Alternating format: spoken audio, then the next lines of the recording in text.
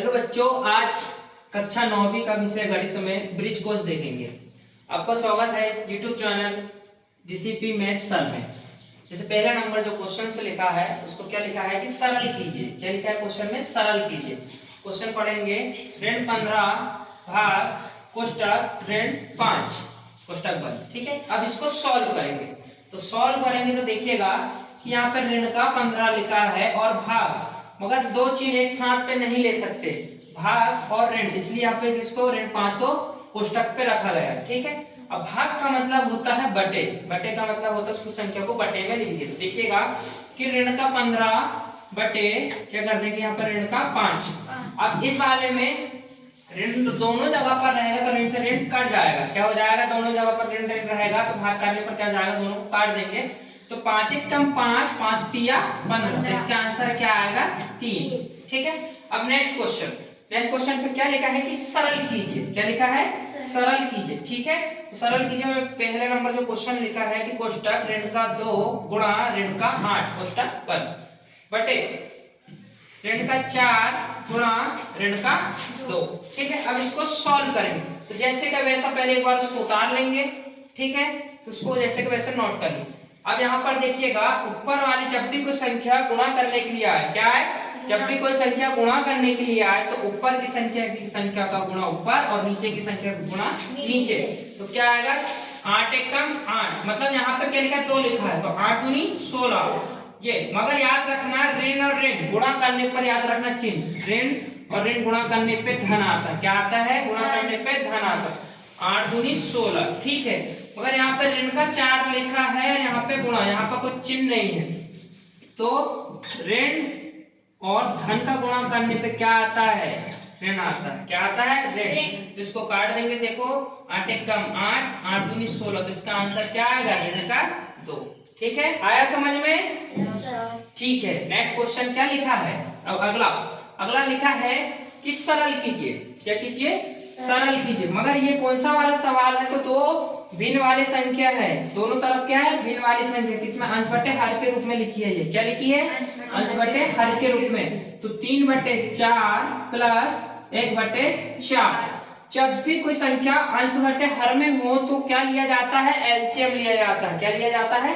LCM. तो 3 बटे 4 plus 1 बटे 4। तो इसका एलसीएम, दोनों का एलसीएम लेंगे तो देखिएगा इसमें एलसीएम कितना आएगा? दोनों का 4 आएगा। क्या आएगा? 4 आएगा। इसका एलसीएम कितना आएगा? 4। तो ये सेम संख्या रहेगी तो इसका एक शॉर्ट तरीका भी बोल सकते हैं कि जब भी कोई संख्या हर में सेम संख्या रहेगी तो उसका एलसीएम भी सेम आता है। तो क्या आएगा? 4। और इसके बाद ऊपर वाली संख्या का ऊपर से गुणा भी कर सकते हैं। ठीक है, तो जब सेम संख्या रहती है तो ऊपर वाली संख्या को जोड़ देते हैं या घटा देंगे क्वेश्चन के अनुसार। ठीक है, तो यहाँ पे 3 जैसे का वैसा प्लस का 1 और 4 नीचे 4 जैसे का वैसा। अब 3 और 1 कितना हो गया? 4। 4 और 4 को काटेंगे, 4 एकम 4। तो इसका आंसर कितना आएगा? 1। ठीक है, नेक्स्ट क्वेश्चन देखते हैं। इसके बाद देखिए क्या लिखा है कि सरल कीजिए। अब ये वाला प्लस वाला था, अब ये माइनस वाला एक सवाल देखते हैं। इसके बाद कौन सा वाला देखते हैं? माइनस वाला। ठीक है, तो माइनस वाला देखेंगे तो क्या लिखा है? 4 बटे 5 ऋण 1 बटे 5। अब ये भी अंश बटे हर के रूप में लिखा है 2, तो इसमें क्या लेंगे? फिर से एलसीएम लेंगे। क्या लेंगे? एलसीएम। तो यहाँ पर देखिएगा हर में दोनों पक्ष में, दोनों साइड में देखो, मतलब उस पर देखना है कि दोनों अंश और हर में देखना, दो भिन्न जो संख्या लिखी है तो इस पे देखो सेम संख्या है कि नहीं?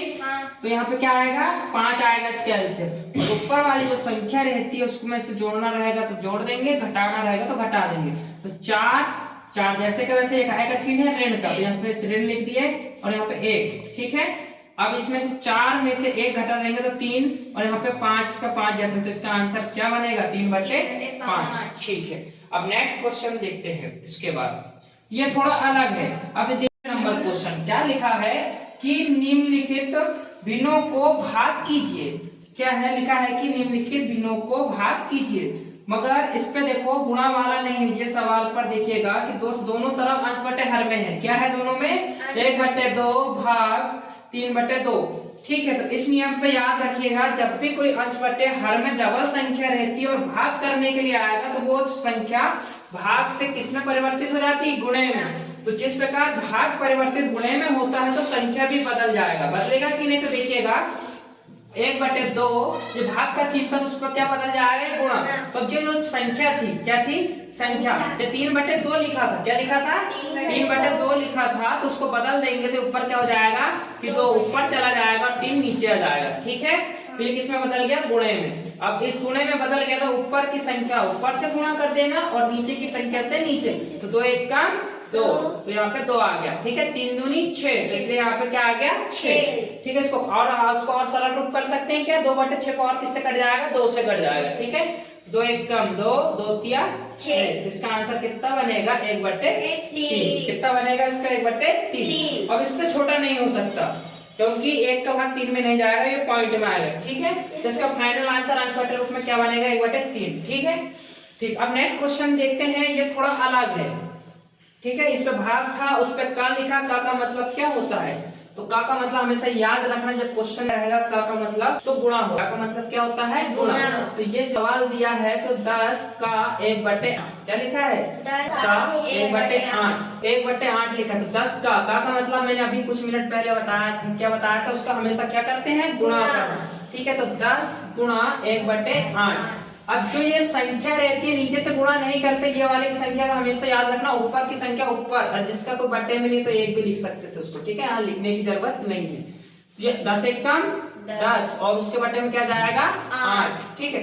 अब इसको सरलतम रूप करते हैं और कट जाएगा क्या, देखो तो इसको 2 से काट देंगे, 2 चौके, इसको काट देंगे तो कितना जाएगा, 4 बार में कट जाएगा, ये 5 बार में, ठीक है। तो इसका आंसर क्या बनेगा, 5/4। इसका फाइनल आंसर क्या बनेगा, अंश के रूप में रहेगा ये भी, और उसको 5/4 इसका सॉल्यूशन रहेगा, ठीक।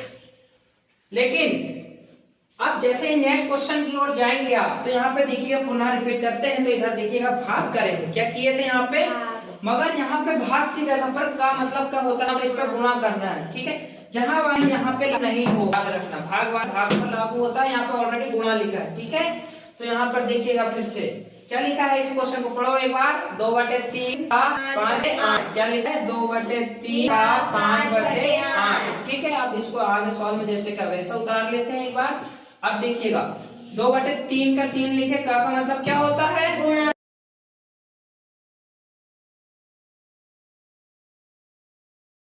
तो इसका कैसा होगा, तो इसको लिख सकते थे अपन, क्या लिख सकते थे, 2 गुणा 5 बटे ये क्या लिख, 3 गुणा 8, ऐसा भी लिख सकते थे। अब गुणा करिएगा तो 5 दूनी 10, 3 20। अब ये 10/24 लिखा है, इसको और